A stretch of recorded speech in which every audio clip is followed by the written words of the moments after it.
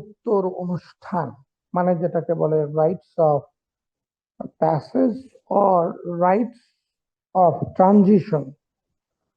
তো rights of প্যাসেজটা আসলে কি দেখেন, প্রথম এক দুই লাইন খেয়াল করেন, বললো যে ব্যক্তির জীবনে কতগুলো ক্রান্তিকালীন মুহূর্ত আসে যখন তার মর্যাদাগত পরিবর্তন ঘটে। এই মর্যাদাগত পরিবর্তনের প্রাক্কালে সমাজ ভেদে বিভিন্ন আচার অনুষ্ঠান পালন করে। তাহলে এই যে যেমন ধরেন, আপনারা এখন স্টুডেন্ট, কেউ কেউ হয়তো বা চাকরি করে, কিন্তু আমরা যারা অন্য পাবলিক ইউনিভার্সিটি গুলোতে পড়েছি, যতদিন আমরা পড়াশোনা করেছি চাকরি করতে পারি, তো স্টুডেন্ট ছিলাম, ওইটা একটা স্ট্যাটাস ছিল। যখন এই পড়াশোনা শেষ, আমার স্ট্যাটাস চেঞ্জ হয়ে গেল, আমি হলাম আনএমপ্লয়েড, বেকার। আবার যখন চাকরি হলো, আমার স্ট্যাটাস চেঞ্জ, মর্যাদা চেঞ্জ, আমি হলাম জব হোল্ডার। আবার একটা মানুষ চাকরি পেল, তার স্ট্যাটাস চেঞ্জ, সে কোন ধরনের চাকরি পেল সেটার একটা একটা মানুষ পিউবার্টি তথা সাবালক হলো বা সাবালিকা হলো, এটাও তার স্ট্যাটাস চেঞ্জ। একটা মানুষ বিয়ে করলো, আগে ছিল আনম্যারিড, এখন হয়ে গেল ম্যারিড, তার স্ট্যাটাস চেঞ্জ। তাহলে এই সমস্ত স্ট্যাটাস চেঞ্জের ফলশ্রুতিতে আমরা অনেক ধরনের আচার অনুষ্ঠান করি, যেটাকে আমরা রিচুয়ালস বলি। তো এইখানে পরের পেজে যদি আপনারা যান, 351 নম্বর পেজে, এইখানে দেখেন বলা আছে প্রথম এক দুই লাইন যে ক্রান্তিকালীন এসব মুহূর্ত সম্পর্কে যে বিশ্বাস ও ধ্যান ধারণা রয়েছে, তাতে ধর্মীয় ও ঐতিহ্যগত লোকজ বিশ্বাস একই সঙ্গে বর্তমান থাকতে পারে। রাইট। তাহলে এই যে ক্রান্তিকালীন যে আচার অনুষ্ঠানগুলো পালন করে, সেটাতে বললো যে এইখানে ধর্মীয় ধ্যান ধারণা বা বিশ্বাস, ঐতিহ্যগত লোকজ বিশ্বাস থাকতে মিশ্রিত থাকতে পারে। তো ক নাম্বারে যেমন বললো যে ভূমিষ্ঠ হবার পরেই নবজাতক শিশুকে অভিনন্দন জ্ঞাপন অনুষ্ঠান অনেক জায়গায় হয়ে থাকে। যেমন আমরা ইসলামে বলতে পারি, শিশু জন্মের সঙ্গে সঙ্গে আমরা আজান দেই। হ্যাঁ, তাহলে এটা একটা রাইটস তথা রিচুয়ালস, আজান দেয়া। আর একখানে আমরা একামত পড়ে শোনাই। কিন্তু এখন আজানটা আমরা কেন দেই? আল্লাহ রসুলের হাদিস আছে যে মায়ের পেটে যতদিন ছিল ততদিন শয়তান তাকে পাকড়াও করতে পারে না, কিন্তু পৃথিবীতে আসার সঙ্গে সঙ্গে শয়তান তার কাছে আসার চেষ্টা করে এবং তার যদি কোনো ক্ষতি করে, এই ক্ষতি যেন করতে না পারে, তাই আজান দেওয়ার বিধান বানানো হয়েছে। আজান দিলে সে পালিয়ে যেতে থাকে। তাহলে ওটা একটা রিচুয়াল। আবার এইখানে কেউ কেউ বলেছে যে প্রসূতি মা বা বাচ্চা যে ঘরে থাকে, বেত লতার কাঁটাযুক্ত অগ্রভাগ ঘরের চার কোণায় লাগিয়ে রাখা হয়। এসব প্রতিটা কাজের পেছনে বিশ্বাস জড়িত। হ্যাঁ, যে এগুলা লাগিয়ে রাখলে হয়তোবা কোনো ভূত প্রেত ইত্যাদি ঘরে ঢুকবে না বা ক্ষতি করতে পারবে না। এই ধরনের কিছু ধর্মীয় বা লোকজ বিশ্বাস রয়েছে। এবং এই যে শিশু, বিশেষ করে দম্পতির প্রথম শিশু জন্ম নেওয়ার অর্থ ওই দম্পতির মর্যাদার পরিবর্তন আসা। কেননা তারা আগে ছিল হলো স্বামী স্ত্রী, এখন মুহূর্তেই বাচ্চা জন্ম হওয়ার পরেই হয়ে গেল মা, এবং তার হাজবেন্ড হলো বাবা। এই যে স্ট্যাটাস চেঞ্জ। আমরা শিশুর জন্মের পরে মুখে ভাত দেওয়ার অনুষ্ঠান করি, সেটাও আমরা বলতে পারি টিকা। আর সেটাও একটা রিচুয়ালস। রাইট। খতে যেটা বললো ওই পেজে দেখেন যে অনেক সমাজে প্রারম্ভিক দীক্ষা, যেটা ইনিশিয়েশন অনুষ্ঠান করা যায়, সেটা কি যে বয়ঃসন্ধিকাল যখন আসে, কোনো মেয়েদের মানে মাসিক ঋতুস্রাব যদি শুরু হয়, মানে সে বিয়ের উপযুক্ত হয়ে গেল বা যাই হোক, এটা শুরু হলে অনেক জায়গায় কিন্তু অনেক ধরনের আচার অনুষ্ঠান পালন হয়। হ্যাঁ। তো আমরা ইসলামিক সমাজে অবশ্য ওই মেয়েরা পিউবার্টিতে উপনীত হলে ওই ধরনের কোনো আচার অনুষ্ঠান পালন করে বলে আমার জানা নেই, বাট বিভিন্ন আদিবাসীদের মধ্যে আহ, ওইটা পালন করার হয়তো বা একটা প্রবণতা আছে। তো যাই হোক, যখনই মেয়েরা সাবালিকা হয় বা পিউবার্টিতে উপনীত হয়, তখন কিন্তু ফ্যামিলির পক্ষ থেকে কড়া নিষেধাজ্ঞা জারি করা হয়ে থাকে। কারণ তারা বয়স কম, কিন্তু বাই দিস টাইম প্রাপ্তবয়স্ক হয়ে গেছে। সে এই সময় সে অনেক কিছু ভুল করে ফেলতে পারে। তো সেক্ষেত্রে বাবার বা মার উচিত হলো তার পিউবার্টিতে উপনীত হওয়া মেয়ের সঙ্গে আলাপ করা, তাকে আহ, সাবধান করা, যেন সে এটা সম্পর্কে খুবই সচেতন থাকে। তাহলে এই যে বিষয়গুলা, যে এটাকে ঘিরেও কিন্তু অনেক জায়গায় বিভিন্ন ধরনের রিচুয়ালস পালন করে। এরপরে এই যে যেমন এখানে খাতনার কথাটা বলা হয়েছে, ছেলেদেরকে যে খাতনা করানো, তো এইটা মূলত আমাদের দেশে বেশি দেরি করা হয় না।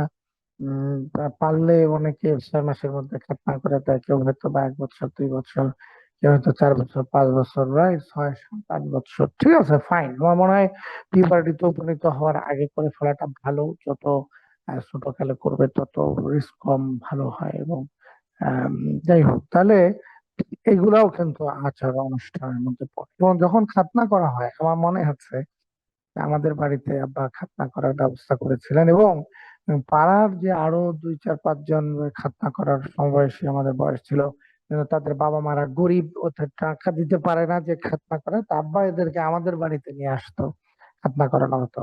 আমরা দেখেছি খাতনা করা উপলক্ষে চাল ভেজে করা হয়। আহ, খাতনা হয়ে গেলে আমাদেরকে সেটা চিবিয়ে চিবিয়ে খেতে বলে, মানে যাতে কারো যেন দাঁতের সাথে দাঁত লেগে না যায়, মানে ওই যে বলে না, দাঁত লেগে মানে অজ্ঞান হয়ে যায়, মরে টরে যায় কিনা, হ্যাঁ, এগুলো যেন না হয়। আবার বিশেষ বিশেষ করা হয়, বিশেষ বিশেষ কিছু খাবার সেগুলো রেডি রাখা হয়। সেটা তো যাই হোক, এই যে এগুলো তাহলে রাইটস। আচ্ছা, এরপরে কি? থার্ড হলো বিবাহ। বিবাহ অনেক বড় একটা বিষয়, স্ট্যাটাস চেঞ্জ মানুষের। এবং বিবাহ হলে আমরা কি করি? আমরা কিন্তু, আল্লাহ রাসূল নিজেও বলেছেন যে তোমরা যারা বিয়ে করবে তোমরা সাধ্যমতো অলিমা করো। অলিমা মানে হলো বউ ভাতের অনুষ্ঠান করো। কারণ আমি যতটুকু বুঝি, এর অন্যতম একটা ফাংশন হলো সামাজিক ভাবে একটা স্বীকৃতি দেওয়ার একটা বিষয় আছে। অলিমা করার মধ্য দিয়ে সামাজিক স্বীকৃতিটা অর্জন হয়, মানুষ জানতে পারে সে অমুককে বিয়ে করেছে। হ্যাঁ, তো এইগুলো জানা, একটা বোঝার একটা সুযোগ সৃষ্টি হয়। এবং বিয়ের মাধ্যমে তার একটা বড় ধরনের স্ট্যাটাস পরিবর্তন হচ্ছে, যে সে এতদিন ছিল আনম্যারিড, এখন সে ম্যারিড হলো, এবং একজনের সে স্বামী হিসেবে গণ্য হলো, এবং তার একজন ওয়াইফ আছে। তো এই যে বিয়েকে উদ্দেশ্য করে বিভিন্ন জায়গায় বিভিন্ন রিচুয়ালস পালন করে, মানে ইসলাম ধর্মে তো ওই ধরনের গীত টিত গাওয়ার, মানে গান গাওয়া মহিলারা, এটার কোনো বিধান নেই। কিন্তু আমরা গ্রামের অনেক বিয়েতে দেখি মহিলারা সেই সমস্ত উদ্ভট কাণ্ড কারবার করে আর কি। তো যাই হোক, তাহলে এগুলো সব রাইটস এর মধ্যে পড়বে, মানে রিচুয়ালস এর মধ্যে পড়বে। এবং বিয়েতে মানুষ কি পরে? পাঞ্জাবি পরে, বা শেরওয়ানি পরে, পায়জামা পরে, টুপি পরে। তো এই যে বিষয়গুলো, এগুলো তো রিচুয়ালস এর মধ্যে পড়ে। এবং হিন্দুদের বিয়ে তো অনেক রিচুয়ালস, হ্যাঁ, মানে আগুনকে সাক্ষী রেখে বিয়ে করে, কত কিছু করে। আমি একবার একটা হিন্দু বিয়ে আমি দেখেছিলাম আর কি, সারা রাত ব্যাপী এগুলো চলতে থাকে। তো যাই হোক, অনেক জায়গায় এখানে বলা আছে যে কোনো কোনো জায়গায় বিয়ের নাকি সংক্ষিপ্ত অনুষ্ঠান 2 বছর ব্যাপী চলে। এরা যায়, ওরা আসে, আয়োজন করে, এইভাবে এইভাবে চলতে থাকে। এটা কোনো ভায়াবল বিষয় না। 2 বছর ব্যাপী একটা বিয়ের অনুষ্ঠান চালালে ও লোক তো চতুর হয়ে যাবে, কত মানুষকে খাওয়াবে, রাইট? সো এটা আসলে সম্ভব না। হাউএভার এর পরের পেজে আপনারা যান, এর পরের পেজে যান, সেখানে নাম্বারে দেখেন যে মৃত্যুর পর মরদেহের অন্ত্যেষ্টিক্রিয়া করা হয়, এবং জ্ঞাতি গোষ্ঠীর শোক প্রকাশ হচ্ছে আরেকটি উত্তরণ অনুষ্ঠান। তো একটা জিনিস ট্রু, যে জ্ঞাতি গোষ্ঠী শোক প্রকাশ আহ, করে, সেটা তো অবশ্যই। অন্ত্যেষ্টিক্রিয়াও হয়, যেমন জানাজার নামাজ পড়ি, সেটা তো রিচুয়ালস। আবার হিন্দুরা তাদের তাকে ডেড বডিকে পুড়িয়ে দেয়। আবার খ্রিস্টানরা মাটির গর্ত খুঁড়ে সেখানে মধ্যে রাখে। তো এই যে বিষয়গুলো, এগুলো কিন্তু রিচুয়ালস এর মধ্যে অন্তর্ভুক্ত। তো এরপরে কি, যে এই যে বললো মানুষ মৃত্যুবরণ করলে অন্ত্যেষ্টিক্রিয়া বা শোক প্রকাশ করে, সেটা প্রথম কিন্তু আমরা হয়তো বা যাদের একেবারে ক্লোজ, তারা অনেক বেশি শোক প্রকাশ করে, কিন্তু তাদের ওরকম ক্লোজ আত্মীয় না, সে হয়তো ওই ধরনের শোক প্রকাশ করে না। তো যাই হোক, কিন্তু এই যে মৃত্যুর পরে অনেকে আছে মারাত্মক রকমের ক্ষোভে ফেটে পড়ে। আচ্ছা, ফেটে পড়ার কারণ আছে যেটি আমার কাছে মনে হয় যে ন্যায্য অধিকার গুলো সবাই সমানভাবে পায় না, এই কারণে একটা পর্যায়ে গিয়ে ক্ষোভে ফেটে পড়ে। তো যাই হোক, এইখানে যেটা বলার চেষ্টা করলো যে তাহলে এক নাম্বার কি কারণে আম, মানুষ মৃত্যুতে শোকাভূত হয় বা শোক প্রকাশ করে। এর প্রথম ব্যাখ্যায় বলা হলো যে আপনজন বা প্রিয়জনের হারানোর বেদনায় মানুষ কষ্ট পেয়ে তাই তো এই স্বাভাবিক, এটাই স্বাভাবিক, কষ্ট পায়। আপনজন মারা গেলে তো কষ্ট পাই আমরা, এটাই স্বাভাবিক। এমনকি অজানা অচেনা কোনো ব্যক্তির মৃত্যুও জীবিত মানুষকে ক্ষণিকের জন্য চিন্তিত করে তোলে, যাতে সুখ প্রকাশে, যাতে সুখ প্রকাশ, যাতে এই যে বললো আপনজন বা প্রিয়জন হারানোর বেদনায় সুখ প্রকাশ করে। এমনকি অজানা অচেনা কোনো ব্যক্তির মৃত্যুও জীবিত মানুষকে ক্ষণিকের জন্য চিন্তিত করে তোলে, যা হায় মানুষটা চলে গেল, আমাকে একদিন চলে যেতে হবে। দ্বিতীয় যে কারণে মানুষ শোক প্রকাশ করে, দুর্খেম বলেন যে মৃত্যুতে শোক প্রকাশ হচ্ছে সামাজিক একটা রীতি, মৃত্যুর পরে শোক প্রকাশ করা এবং গোষ্ঠীর সংহতি রক্ষায় শেষকৃত্যানুষ্ঠান প্রয়োজন আছে বা করা দরকার আছে। হম তো এইগুলা একটা বড় রকমের ফাংশন সম্পন্ন করে, কারণ আমরা এই যে মৃত্যু বলিতে নিয়ে আমরা সবাই মাঠের মধ্যে উপস্থিত হই, অনেক জায়গা থেকে অনেক মানুষ আসে জানাজার নামাজে অংশগ্রহণ করার জন্য। সেখানে হুজুররা একটু স্বল্প বয়ান করে। হ্যাঁ, তো এই যে রিচুয়ালস গুলো, আমরা ডেড বডিটাকে ধোয়াই, আমরা সেলাইবিহীন কাপড়ে তাকে পেঁচাই, পেঁচিয়ে তাকে মসজিদে নেয়ার জন্য খাটলিতে উঠিয়ে আমরা নেই। তো এই যে প্রক্রিয়াটা, হ্যাঁ, এইভাবে যে আমরা এইগুলোকে রিচুয়ালস আমরা বলছি। ইসলামে যেমন সর্বশেষ নামাজ হলো জানাজার নামাজ, এবং সেটা পরে আমরা তার জন্য দোয়া করি আল্লাহ যেন তাকে মাফ করেন। তো এই যে বিষয়গুলো, এইগুলো তাহলে দ্বিতীয় কারণটা এইভাবে ব্যাখ্যা করা হলো। দ্বিতীয় আম, কারণে তাহলে আমরা জানতে পারলাম যে রিলিজিয়ন যেহেতু সংহতির একটা প্রকাশের মূল বিষয় আছে, আহ, তো সংহতি রক্ষায় শেষকৃত্যানুষ্ঠান আম, আয়োজন করা হয়ে থাকে আর কি। তো শেষকৃত্যানুষ্ঠানের মাধ্যমেই কিন্তু সংহতিটা রক্ষা পায়। তৃতীয়ত ফ্রয়েড কিন্তু মৃত্যু শোক সম্পর্কে একটা তত্ত্ব দিয়েছেন। তিনি বলেন যে মানুষের মধ্যে, বিশেষ করে স্নায়ুরোগগ্রস্ত ব্যক্তির মধ্যে তো অবশ্যই পরস্পর বিরোধী দুটি মনোভাব কাজ করে। একটা জীবন, যেমন জীবন ও মরণ পরস্পর বিরোধী মুখী মুখী বিষয় আর কি। তো একজন ব্যক্তি তার স্ত্রীকে বা স্বামীকে কেবল ভালোই বাসে না, তাকে ঘৃণাও করে। কিন্তু ঘৃণা করার বিষয়টি, ব্যাপারটি অবশ্য অবদমিত থাকে, মানে এটা বলে না বা ইত্যাদি করে না, এবং খুব সময় তা আচরণে প্রকাশ করা যায়। যখন সত্যি নিকটজনের মৃত্যু ঘটে, তখন জীবিত জ্ঞাতিদের মধ্যে একটা পাপবোধ জাগে, এবং প্রিয়জন হারিয়েছে এমন জ্ঞাতিরা ভাবে যে মৃত ব্যক্তির জন্য হয়তো তারা অনেক কিছুই করতে পারেনি, রাইট? তো ওদের কাছে ওইটা মনে হয়, গিলটি ফিলিংস হয়। ওরা ওইখানে আহ, মনে করে যে হয়তো বা ভালো হসপিটালে যদি নিতাম, এই ভালো ওষুধটা যদি খাওয়াতাম, তাহলে হয়তো বা আমার বাবা বেঁচে যেতে পারে হতো। আরে এটা বোঝে না যে তোমার বাবার হায়াত ওই পর্যন্তই ছিল, ওই ভালো খুঁজা খুঁজি এই তো পাওয়া যাচ্ছে না। তো তাহলে বুঝতে হবে যে এখানে অলমাইটি কোনো ধরনের একটা ব্যাপার স্যাপার থাকতে পারে, কাউকে পরীক্ষা করে অনেক কিছুই করে আর কি। সো ওই ধরনের কিছু একটা বিষয় কিন্তু আছে এই পৃথিবীতে। আমরা অনেকেই মনে করি যে আমার অনেক বিপদ আপদ ছাড়ে না। অনুষ্ঠান টনুষ্ঠান আহ করার মধ্য দিয়ে মানুষ বিভিন্ন ধরনের বিপদ আপদ থেকে বেঁচে থাকার চেষ্টা করে। যেমন ধরেন গ্রামে দেখবেন ও একজনের বাড়িতে কিসের আয়োজন হয়েছে, দোয়া ইউনুসের নাকি আয়োজন। কি হবে, হ্যাঁ, দোয়া ইউনুসের আবার পজিটিভ কিছু ফলাফল আছে, এবং ওটাতে না দোয়া ইউনুস তো শুরু করে আরো কি কি জানি, এটা অনেক কত 1 লক্ষ রান্না কত হাজার বার এটা পড়তে হয়। লাইন লাং তো সুবহানাকা কিন্তু গুনতে পারে না জলামিন। তাহলে আল্লাহ যদি ওই ব্যক্তির মৃত্যু লিখে থাকেন, তাহলে হয়তো আল্লাহ স্মুথলি তার মৃত্যুটা ঘটার ব্যবস্থা করে দিবেন। আর যদি তার দোয়া না থাকে বা সে কোনো ভালো কাজ না করে থাকে, তাহলে মৃত্যুটা হবে অনেক কষ্টকর, অনেক যন্ত্রণাদায়ক। তো ইত্যাদি বিষয়গুলো কিন্তু বলা আছে। তো যাই হোক, তাহলে আমরা এটা একটু জানলাম যে রাইটস অফ প্যাসেজের সময় আমাদের আসলে কি ধরনের রিচুয়ালস এর মধ্য দিয়ে বা কি নিয়ে আমরা সেটা একটু দেখলাম।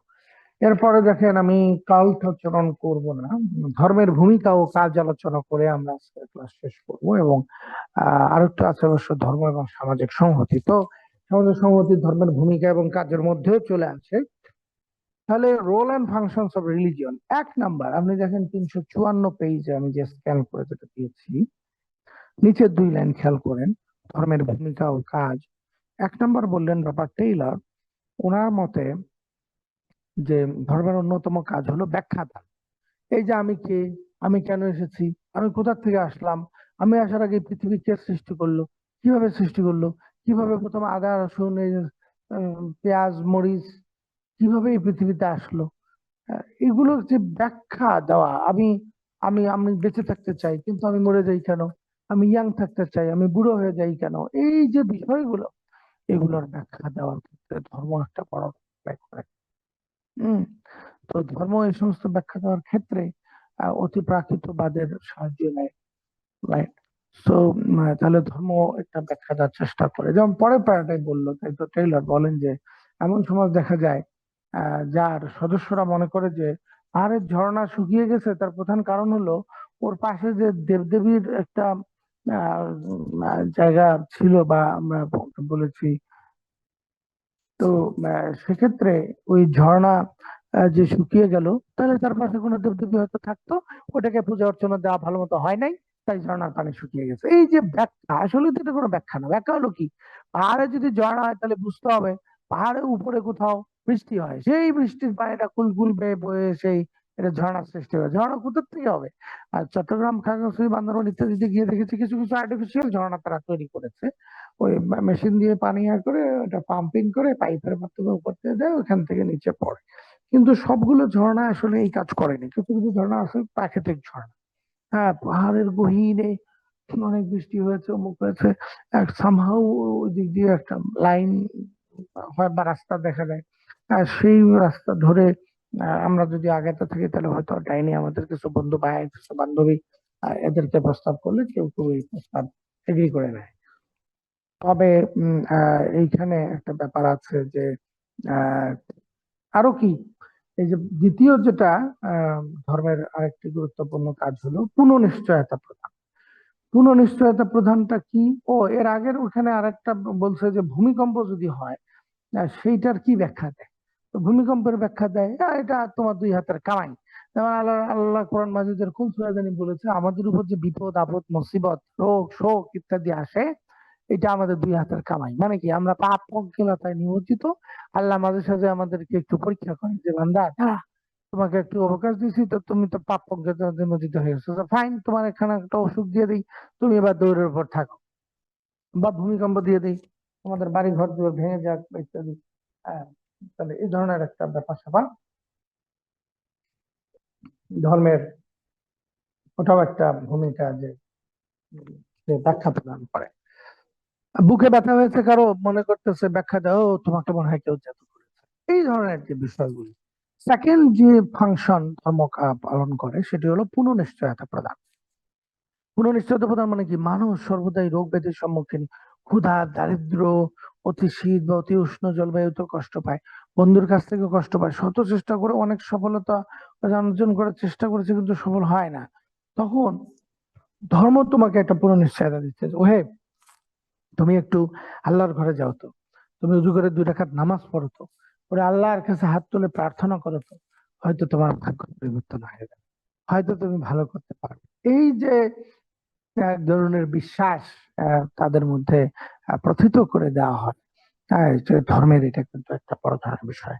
তো ধর্ম তখন তাদেরকে আম, উম, যে যারা আশাহত মানুষ বা দুঃখ কষ্টে জর্জরিত মানুষকে এই ধর্মের এই রিচুয়ালস যে বিধান পালন করা, এটার মাধ্যমে একটু রিঅ্যাসিওর করা যায় না, আর কিছু হয়নি, সব ঠিক হয়ে যাবে, তুমি সব সুবিধা পাবে, ইত্যাদি ইত্যাদি। তো এরপরে থার্ড কি, যে কি ভূমিকা পালন করে ধর্মের আরেকটি কাজ হলো সামাজিক ও মানবিক মূল্যায়ন নীতি আদর্শ, তাহলে কি বললো? সামাজিক ও মানবিক মূল্যায়ন, নীতি আদর্শ কথাকে বৈধকরণ, ভ্যালিডেশন। টেইলর বলেন ধর্ম অনেক ধরনের মূল্যবোধ ও নীতির প্রতি সমর্থন জ্ঞাপন, এতে সমাজের ওই সব মূল্যবোধ আরো গুরুত্ব লাভ করে। যেমন মিথ্যা কথা বলা ঠিক না, অসৎ আচরণ করা ঠিক না, কর্তব্যে অবহেলা পরিপন্থী কাজকে ধর্মবিরোধী বলে আখ্যা দেওয়া হয়। তো এই যে বিষয়, তাহলে ধর্মের এটাও আর একটা গুরুত্বপূর্ণ ভূমিকা, যে মূল্যবোধ, সামাজিক ও মানবিক মূল্যবোধ ধরে রাখা, নীতি আদর্শ ও বৈধতা কি সেটা মানুষের সামনে উপস্থাপন করা, যে এই সমাজে এইগুলো হলো নীতি আদর্শ, আম, এগুলো আমাদের মেনে চলা উচিত বা ইত্যাদি। আচ্ছা, এরপরে চতুর্থত কি বললো? সামাজিক সংহতি রক্ষা। ওই যে যেটা পরের পেজে আমি একটু বিস্তারিত ওখানে আছে, যে ধর্ম কিন্তু সামাজিক সংহতি রক্ষার ক্ষেত্রে হেল্প করে। কারণটা কি? আমরা জানি না যে কোন দিন মহরম হয় না ইত্যাদি। আমরা অনেক সময় খেয়াল রাখি না, যদিও আশুরার 10 তারিখ, মহরমের মহরমের 10 তারিখ আর কি, হ্যাঁ। তো ওইটা খেয়াল রাখি না কবে মহরমের 10 তারিখ হলো। সেই সুবাদে বা আমাদের ওয়াইফদের একটা হ্যান্ডব্যাগ ট্যান্ডব্যাগ কিনে দেওয়া দরকার এগুলোর জন্য। যাই হোক, অন্য ধর্মাবলম্বীরা তো অনেক পূজা টুজা করে, তারা আসলে ওটার চর্চার মধ্যে থাকে। ইসলাম ধর্মেই শুধু এই ধরনের ট্রাউজার বা যাই হোক, এই যে সংহতি বোধের যে বিষয়টা, বিশেষ করে আমরা যদি করি, কি করি, ঈদের ময়দানে যদি যাই, আবার যদি জুমার নামাজে আমরা হাজির হই, অথবা হুজুর যে ওয়াজ করে সেখানে যদি যাই, অথবা মক্তবে যদি আমরা মিলিত হই, হ্যাঁ, মসজিদে যদি আমরা দিনের দাওয়াত বা আলাপ আলোচনার জন্য আমরা মিলিত হই, তাহলে এগুলো কিন্তু সোশ্যাল সলিডারিটি, সংহতি রক্ষার ক্ষেত্রে কাজ করছে। পঞ্চমত হলো সামাজিক নিয়ন্ত্রণ। ইয়েস, অফকোর্স, একটা সমাজের মধ্যে ধর্ম অনেক বড় ভূমিকা পালন করে মানুষকে অপরাধী হওয়া থেকে ঠেকাইয়ে দেওয়া, হ্যাঁ, নিয়ন্ত্রণ করে মানুষের আচরণ। কেন? কারণ ওরা জানে সমাজের এই সমস্ত আচরণকে যদি আমরা নিয়ন্ত্রণ না করি, তাহলে এই সমাজ বসবাসের অনুপযোগী হবে। রাইট? তো এইটা কিন্তু ওরা বোঝে। এই কারণে দেখবেন ইসলামের বিধানগুলো একটু কড়া। কেউ যদি চুরি করে, চুরির পরিমাণ আছে, তাহলে তার ডান হাতেই কেটে দেবে। হ্যাঁ, এবার এবার তুমি কি করবে? কাজ বাজ তোমার সব বন্ধ, তাহলে চুরি করা তুমি বন্ধ করে দেবে, আমি বন্ধ করে দেবো। তো এই ধরনের বিষয়গুলো সামাজিক কন্ট্রোল এরা করে, যে ধর্ম এগুলো বিধিনিষেধ আরোপ করে, করার মধ্য দিয়ে মানুষের বিভিন্ন ধরনের আচরণকে নিয়ন্ত্রণ করার চেষ্টা করে। পরের পেজে যান, 356 পেজে, সেখানে দেখেন ষষ্ঠত বললো যে ধর্ম জীবনের সব দিককেই নিয়ন্ত্রণ করতে চায়। অফকোর্স, কারণ ধর্ম তো বলা হয়েছে যে একটা ইসলামের, যেমন কোরআন মাজিদকে বলা হয়েছে বা ইসলামকে বলা হয়েছে কমপ্লিট কোড অফ ইসলাম, মানে আহ, জীবন নির্দেশিকার বা যাই হোক, জীবন পরিচালনা করার একটা, ইসলামটা হলো সর্বজন গৃহীত প্রবাদ। হুম। তো এই যে বিষয়, তাহলে তাহলে ধর্ম কি করে? ব্যক্তিগত জীবনকে নিয়ন্ত্রণ করার চেষ্টা করে, বা রাষ্ট্রীয় জীবনকে নিয়ন্ত্রণ করার চেষ্টা করে, সামাজিক ভাবে বিভিন্ন বিষয় নিয়ে মতামত দেওয়ার ক্ষেত্রে চেষ্টা করে। এই যে বিষয়, যে আমি এইটা কাজ করা ঠিক না, ওইটা করা ঠিক না, চুরি করা ঠিক না, ঘুষ খাওয়া ঠিক না, করা ঠিক না, কারণ কি ধর্ম আমাকে নিয়ন্ত্রণ করছে। তো এটা খারাপ না। এখন অনেকে আছে দাড়ি টুপি পাঞ্জাবি পরে কিন্তু ধর্ম মানে না, সেটা এক জিনিস। তো যাই হোক, এখানে তাই বললো যে শুধু তাই নয়, শেষের দিক দেখেন বলছে যে শিক্ষা ও পেশা এবং রোগ চিকিৎসার ক্ষেত্রে রয়েছে ধর্মীয় বিধিনিষেধ ও ধর্মীয় বিশ্বাসের প্রয়োগ। এই যে আমরা পেলাম, রাইট, ধর্মীয় বিধিনিষেধ আছে এবং ধর্মীয় বিশ্বাসের প্রয়োগের ইত্যাদি ব্যাপার আছে। তো এরপরে আমরা তাহলে পেলাম যে কিছু তাহলে রোল এবং স্ট্যাটাস বা ইত্যাদি আমরা কিছু ব্যাখ্যা আমরা পেলাম। তাহলে এরপরে সর্বশেষ যে পয়েন্টটি করবো, ধর্ম এবং সামাজিক সংহতি। তো এটা অলরেডি আমরা কিছুটা টাচ করে এসেছি। তো ধর্ম সমাজের সংহতি রক্ষায় গুরুত্বপূর্ণ ভূমিকা পালন করে। যেমন এখন, যেমন এখন আজহারির কোন কোন মাহফিলে 10,000 পোলাপান উপস্থিত, তো, না না, 2 লাখ, 3 লাখ, 4 লাখ, 5 লাখ, এত লাখ নাকি মানুষ উপস্থিত হয় আর কি। কতগুলো প্রজেক্টরের মাধ্যমে কয়েকটা মাঠে মানুষ তার ওয়াজ শোনে। তো এই যে বিষয়, তাহলে এই মানুষগুলো যে আসলো, তাহলে সোশ্যাল সলিডারিটি রক্ষা হওয়ার কথা। কারণ এই মানুষগুলো যে জামাতে জমায়েত হয়, এগুলো বুকে কোলাকুলি করে, দাওয়াত দিচ্ছে, ভাই আমার বাসায় আসেন, ভাই একটু মুখ সুখ করে যান, ভাই আসেন একটু গরুর মাংস দিয়ে একটু খেয়ে যান, এই যে বিষয়গুলা, তার মানে কি সংহতি বোধ থাকলো বা ধর্ম। এবং বললো যে জাতি ধর্ম বর্ণ নির্বিশেষে বিভিন্ন ধর্মের লোকজন তাদের মতো করে তারা আন্দোলন করে, সংগ্রাম করে, তারা সরকারের কাছে দাবি জানায়, এবং আলটিমেটলি যেটা উদ্দেশ্য হলো সোশ্যাল সলিডারিটিটা রক্ষা করা, হ্যাঁ, মানে সংহতি বোধটা রক্ষা করা। তো যাই হোক, আমি আপনাদের এই পর্যন্ত পড়িয়ে আহ আবার আবার এখানে পরের পেজে যান, এখানে একটু ইন্টারেস্টিং একটা কথা আছে। মধ্যযুগে ইউরোপে কিন্তু খ্রিস্টান ধর্মকে শাসন ও শোষণের হাতিয়ার হিসেবে গণ্য করা হয়। কারণটা কি? তখন ছিল পোপ। এই কদিন আগে পোপ বেনেডিক্ট মারা গেল, এখন নতুন পোপ নির্বাচিত হবে। তো এই যে বিষয় যে আহ, ওই সময় পোপদের কিন্তু ব্যাপক ক্ষমতা ছিল, এবং শাসন কার্য পরিচালনা করার ক্ষেত্রে পোপরা অগ্রগণ্য ভূমিকা পালন করতো। রাজার সাথে তাদের একটা গুড আন্ডারস্ট্যান্ডিং ছিল, এবং এই দুই গ্রুপ মিলে, পোপ এবং এটা মিলে কিন্তু আমার একটা বাতিল, সরি মানে কি করেছে যে তারা দেখা যায় শাসক কোনো কিছু যদি ইমপ্লিমেন্ট করতে চায় বা কোনো নিয়ম যদি বাতিল করতে চায়, তাহলে কিন্তু তারা ওই পোপের শরণাপন্ন হয়। পোপকে বলে, শোনো, তুমি তোমার লেকচারে এটা একটু বলো যে এটা নিষেধ, এটা করা ঠিক না, এটা করা ঠিক না, এটা ভালো। তাহলে সে কিন্তু মানুষজন শুনবে, এই যে বিষয়, কারণ পোপের কথা মানুষ। তো যাই হোক, ওই সময় পোপরাও কিন্তু শাসন শোষণের সঙ্গে যুক্ত ছিলেন। সঙ্গত কারণে পরবর্তীতে এই সব আর যুক্তি দিয়ে টেকানো যায়নি, এবং এখন তো ইউরোপের অপেক্ষায় ওইভাবে আর পোপরা অত গুরুত্বপূর্ণ ভূমিকা পালন করে না, যদিও পোপরা ওই খ্রিস্টানদের স্বার্থ দেখে এবং ইহুদিদের তার স্বার্থ দেখে, মুসলিমরা ওইভাবে ওখানে ওয়েলকাম না। তো এই যে বিষয় যে আহ, যারা যে ধর্মের, তারা সেই ধর্মের স্বার্থটা দেখে, এইভাবে কিন্তু ধর্মের ক্ষেত্রে, এবং যেহেতু সরকারের সাথে একটা দক্ষতা ছিল, ওরা শোষণের সাথে যুক্ত ছিল।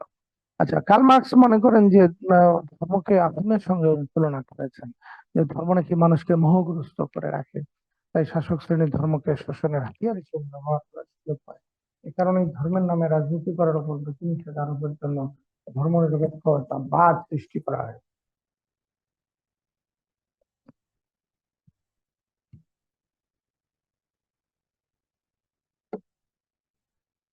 আচ্ছা, তো কার্ল মার্কস যেটা ব্যাখ্যা দিলেন যে আফিম ধর্ম ধর্ম মানুষকে মোহগ্রস্ত করে, তাই শাসক শ্রেণীর ধর্মকে শোষণের হাতিয়ার হিসেবে ব্যবহার করার সুযোগ পায়। এ কারণে ধর্মের নামে রাজনীতি করার উপর বিধিনিষেধ আরোপ করার জন্য ধর্মনিরপেক্ষতার সৃষ্টি করেছে। এবং এই সুযোগ নিয়ে মানুষ যেহেতু মোহগ্রস্ত থাকে, সেক্ষেত্রে তাদেরকে আরো অনেক অধিকার থেকে বঞ্চিত করা যায়। সেটা অন্যরা তো সেটা জানতে পারে না বা খেয়াল করতে পারে না। হ্যাঁ, তো যাই হোক, তাহলে এই যে বিষয়, উনি মার্কস বললেন যে যেহেতু আমরা মোহগ্রস্ত থাকি, যেহেতু এটা আফিমের মতো কাজ করে, যেহেতু আমরা বিশ্বাস করি যে আম, গরিবরা 5 বছর আগে জান্নাতে যাবে, তাহলে তো এই সাউথ এশিয়ার মানুষজন উঠে পড়ে লাগবে না, অর্থনৈতিক কর্মকাণ্ড বাড়াবে না। তো তখন কি হবে? তাহলে তাহলে আলটিমেটলি এরা গরিব হয়ে যাবে, উন্নতি হবে না। কিন্তু অন দ্য আদার হ্যান্ড, খ্রিস্টান এবং ইহুদি, ওরা তত্তর বেগে উন্নতি করতে থাকছে, কারণ ওদের ওই ব্যাকআপ গুলো আছে, তাদের গাড়ির ব্যাকআপ আছে, বাড়ির ব্যাকআপ, টাকা পয়সা বা স্কলারশিপের কোনো ঝামেলা নেই, ইত্যাদি। তাহলে ওরা কিন্তু আসলে অত ধর্ম দ্বারা মোহগ্রস্ত হয় না, এবং আম, তারা কিন্তু এবং সমাজে যে অনেক কিছুই তারা করতে পারে, যারা ধর্মকে ওইভাবে নেয় না আর কি। মানে হলো ইহকালীন চিন্তা যার মধ্যে আছে, ঠিকই আর ধর্মের কাজ করে, 5 ওয়াক্ত নামাজ পড়তে, সে মনে করে 5 ওয়াক্ত নামাজ পড়তে গেলে অনেক সময় নষ্ট করার দরকার নেই, ওই সময়টার মধ্যে আমি এই কাজ করলে অনেকগুলো টাকা পাবো বা করলে হবে, এই সব কথা তারা করে। তো যাই হোক, উদ্দেশ্য আমি শেষ করি যে আমরা ধর্মের বিষয়ে আর পড়বো না, এইখান থেকেই প্রশ্ন হবে, ব্রড কোয়েশ্চেন হবে, শর্ট কোয়েশ্চেন হবে। আচ্ছা, আর একটা কথা বলে রাখি, আব্দুল হাই আছেন, আমাকে গত বছরের প্রশ্নটা জি এবং স্যার, তার আছে। আগের, 2 বছর 3 বছরের যদি প্রশ্নের কোনো স্ক্যান কপি থাকে বা আপনাদের কাছে কারো থাকে, না তাহলে আমাকে হোয়াটসঅ্যাপে একটু দিলে ভালো হয়, মানে আমি একটু দেখি যে আগের বছরের প্রশ্নগুলো কি হয়েছে। তো লেটেস্ট ইয়ারের প্রশ্ন মানে লাস্ট ইয়ারের প্রশ্ন পাওয়া গেলেও দিয়েন, কারণ আমরা নর্মালি যেটা করার চেষ্টা করি যে ব্রড কোয়েশ্চেন যেগুলো আসে সংজ্ঞা কিন্তু রিপিট হয়, এটা মাথায় রাখতে হবে। যে কথার কথা ধর্ম বলতে কি বোঝায়, এটা কিন্তু রিপিট হয়, কিন্তু পরে যে main body of the question, পরে যে আম, বেশি বিস্তারিত বর্ণনা করার মতো যদি কোয়েশ্চেন এসে থাকে, তাহলে সেগুলো আমরা কিন্তু নর্মালি দেই না, মানে বড়টা দেই না, কিন্তু সংজ্ঞা টঙ্গা অনেক সময় রিপিট হয়। আবার অনেক সময় যেটা ব্রড কোয়েশ্চেন এসেছে সেটা হয়তো শর্ট কোয়েশ্চেন হিসেবে আসতে পারে। সো আমি দেখি আমাকে প্রশ্ন দিয়েন, তাহলে আমি একটু আন্দাজ করার চেষ্টা করবো। আর আজকে যারা উপস্থিত আছেন, স্যার আগামী শুক্রবার ইনশাল্লাহ চেষ্টা করবো আমি দেওয়ার জন্য। শুনেন, আগামী শুক্রবার তো আমি থাকবো না, এটা বলে রাখি যে এই শুক্রবার কিন্তু ফিজিক্যালি অন ক্যাম্পাসে আমার ক্লাস হবে না, কথা বুঝছেন? জি স্যার, জানি স্যার। তিন স্যারকে আমি বলে আসছি। তো আমি কালকেও ক্লাস নিব, আপনাদের সাথে তো আমার কথা আছে, বৃহস্পতিবার নিতে পারছি না। তবে আমি আবার চেষ্টা করব যে আমি আমার বাড়িতে গেলেও আমি অনলাইন ক্লাস আপনাদের কিন্তু দুই একটা আমি নিতে চাই, মানে ওটা আমার প্রচেষ্টা থাকবে। আমি 12 তারিখ অ্যাপ্লাই করার আগ পর্যন্ত মানে একটা আরো কালকের পরে আরো একটা ক্লাস বা দুটা ক্লাস নিতে পারি কিনা, ওটা আমার প্রচেষ্টা আমার থাকবে। তো আপনারা বাই দিস টাইম ওই প্রশ্ন সংগ্রহ করে আমাকে একটু স্ক্যান করে দিলে আমি একটু আইডিয়া নিব। তো ঠিক জি আছে, ভালো স্যার, থাকবেন আপনারা। ইনশাল্লাহ। ওই যে কয়েকজন আছেন আপনারা দেখতে পাচ্ছি 12 জন, এটা লিস্টটা একটু আমাকে কষ্ট করে হোয়াটসঅ্যাপে দিয়ে আমি জি স্যার। অ্যাটেন্ডেন্সটা আপডেট করবো। Thank you. হ্যাঁ, জি আসসালামু স্যার। আলাইকুম।